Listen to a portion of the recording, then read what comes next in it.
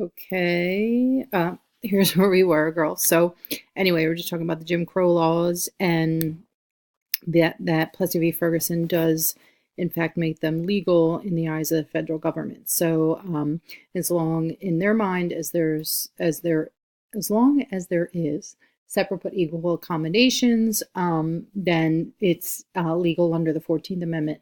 And we know that separate but equal is not really going to be the equal part is not really going to be true. A lot of times, accommodations for the newly freed slaves were not as good at all as they were for the whites, particularly with schooling. That's where it's going to become a major issue and lead eventually to Brown versus the Board of Education.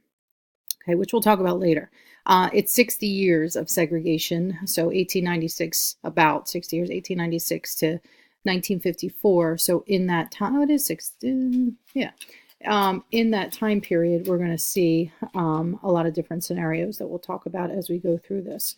So anyway, there's going to be it's going to come up. It's about 58 years. It's going to come up in a lot of chapters. Okay. All right, so what's going on here? Also, this is another time period of mass immigration. I think I explained in some classes that some textbooks and some historians say in American history that there are three waves of immigration. The first one being the Great Migration in the 1600s of English people coming over, after the first colonization in Jamestown and in Plymouth, mostly English people coming during that time period, whether they were indentured servants or wealthier people coming over to have a charter with a joint stock company or whatever. But that's one. And then the second one is the Irish and the Germans in around the 1830s to the 1860s. And then the third wave is what we call the new immigrants coming from places like Eastern and Southern Europe. And that goes from about 1880 to about 1924 when they put a quota in place on immigration from certain countries. And most of those countries were the ones where most of the people were coming from. But some people say it's the second one, and they count the Irish and the Germans as the first one. No matter how you do it, if you ever get an essay on immigration on the test in May, I would talk about all three waves of immigration. The Great Migration, the old immigrants being the Irish and the Germans, and then the new immigrants being Eastern and Southern Europeans. So we have Italians, Russians, Poles, any Slavic type country, Greece, anything in like the Balkan type area. A lot of those countries had a lot of turmoil politically, a lot of poverty, not enough land to go around, and some of them were being persecuted religiously, particularly the Jews in Russia. So the people that are coming over are met with a lot of hostility by nativists because they, do not understand the religion. We know how they feel about Catholics. We saw that with the Irish when they came earlier. So there's a lot of hostility toward immigrants. And then also on the West Coast, you have a lot of Asian immigrants coming, some from Japan, which we'll talk about, but a lot from China. And the Chinese were extremely, extremely hardworking and extremely poor. So they were willing to do any kind of a job for low wages. So who they're going to compete for with jobs in a lot of cases are the Irish, who now have been here for a couple of generations.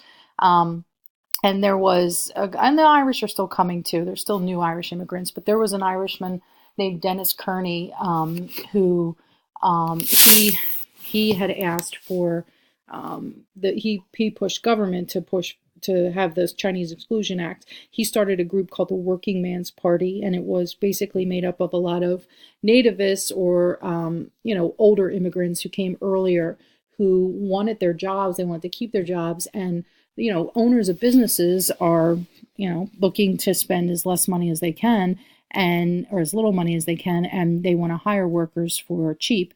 And because the Chinese were willing to work for lower wages, a lot of times Americans maybe lost their jobs, or Irish immigrants who came earlier. So they were hostile toward the Chinese, and literally their mantra was "the Chinese must go." And it eventually put so much pressure on the government. The government passed the Chinese Exclusion Act, which actually put a ban on Chinese immigration for 10 years. And with it, if you were a Chinese person in America trying to go through the naturalization process. You got caught up in limbo and you never got your citizenship. So it was a very hard time for the Chinese Americans, and they are responsible for building a lot of the infrastructure in this country, like the Transcontinental Railroad. They and the Irish both worked really hard on that. So they were willing to work. They were just kind of pushed out of work sometimes by others who were already here before them. Okay.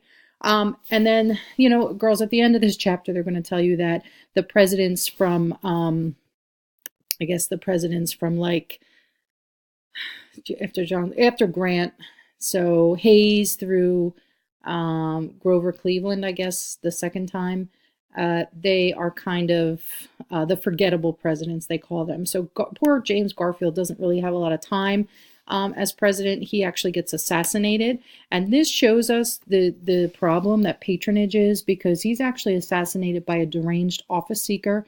There was this guy named Charles Guiteau who worked on trying to help Garfield get elected. He supported him, and in the end, when he didn't get a job from him, he was insulted, and he probably was crazy too. I think he was a little bit unable to determine right from wrong, that he thought it was okay to just walk up to the president and shoot him. And he did, and he said the reason was because he didn't get a job from him, and he thought he was going to. And he then was thrilled that Chester A. Arthur became president. Chester A. Arthur was vice president at the time, and he was part of this stalwart faction of the Republican Party. And Chester A. Arthur, before he became president, he was kind of shady. We talk about patronage and kickbacks and bribes and all this stuff. Chester A. Arthur was involved with the Roscoe Conkling group, which were the kind of like the Republican Tammany Hall. They were the faction in New York that were Republicans, that were just as much a political machine as Tammany Hall was, but they were Republican. And Chester A. Arthur at one point was the customs collector, and that was like the most coveted job in in the U.S. government, because you would get so many bribes. And he was all into all of that. But then when Garfield got assassinated, he was like, "Holy cow! This whole patronage thing is out of hand. Garfield got killed by a deranged office seeker. Like this, something needs to be done." So he actually, Chester A. Arthur, the one thing you need to know about him, the one thing he really does, he's not like a super memorable president, but the one thing that he does do is that he passes the Pendleton Civil Service Act, which is, if you're a civil servant, you are a government worker. You could be a police officer, you could be a fireman or fire gal, whatever, fire person. You could be a postal service worker. Anybody who works for the federal government or is a servant to the country, or even a local municipality or whatever, that's a civil servant. So, you're not military. You're a civilian, but you're working for the government. So to have that kind of a job, you have to take a test. And that wasn't the case before Chester A. Arthur. And he passed the Pendleton Civil Service Act, making it, mandatory to take a test. And it's a test that tests your intelligence a little bit, and also your ethics. And it kind of weeds out the people, if you think about like back to Andrew Jackson's day, I think they said there were friends of his that he appointed that didn't even know how to read. So this did away with some of the spoil system problems that they had, and also addressed other issues with campaign, like what kind of contributions you could take and things like that. So I think if you look in your textbook, there's a picture of a bunch of police officers taking a test, and you do have to. There's a lot of requirements to be a civil servant, and that comes from that. Okay. So then in the election of 1884, we're going to see Grover Cleveland is the only president who actually has two non-consecutive terms. He is president for 4 years, runs and loses, and then I think it's Harrison serves, and then he comes back, Cleveland runs again, and has this another run at it. So he wins in 1884, and then I guess let's see, in 88 he loses, and then the next election he wins. And he's a Democrat, and he's going to be the first Democrat in about 28 years. He beats James Blaine. And it was a total mudslinging campaign. Grover Cleveland was really known for his honesty.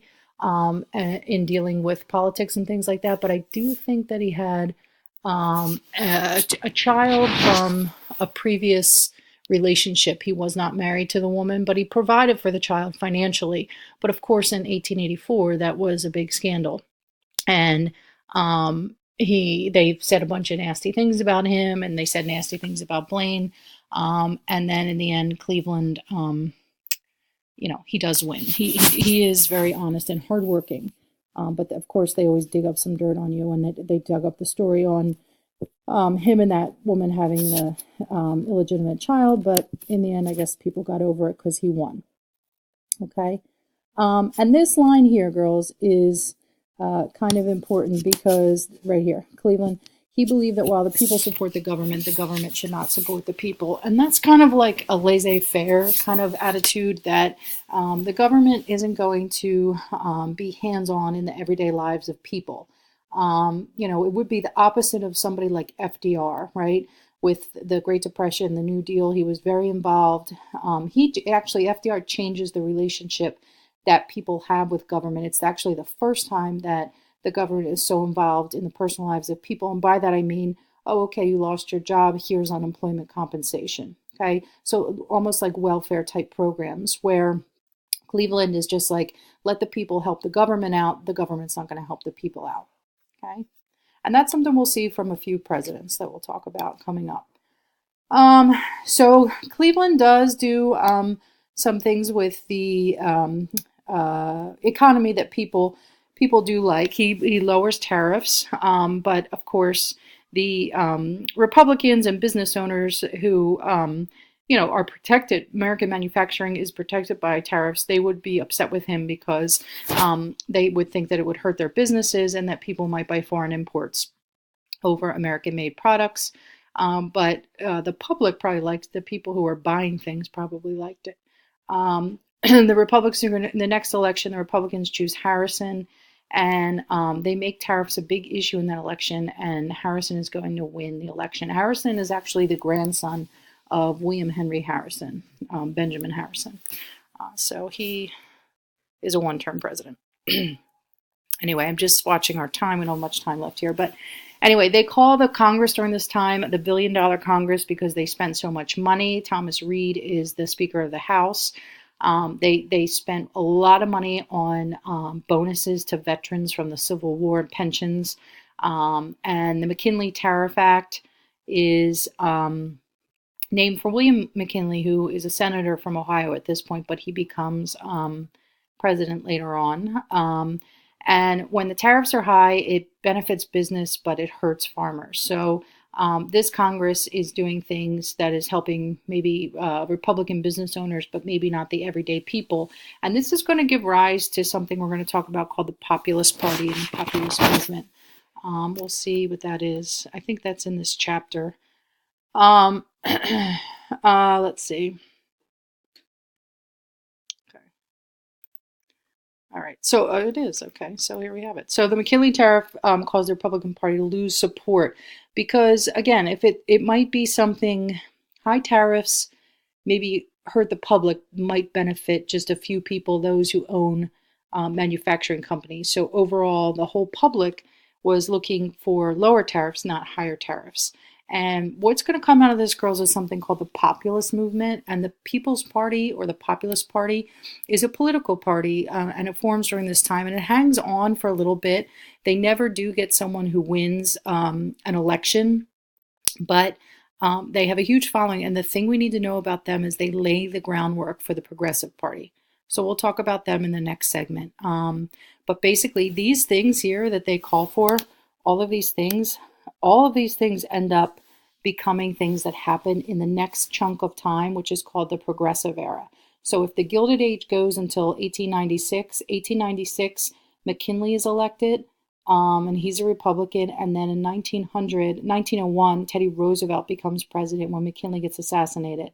And that is when the Progressive Era really starts. And all of these things that the populists start chipping away at are going to come to fruition in the Progressive Era. And some of these things actually become amendments. And that's what we're going to talk about in the next couple of slides here. But I have to start a new recording because it only goes 15 minutes. So one more and I'll be able to wrap this chapter up. Okay, I'm going to sign off here.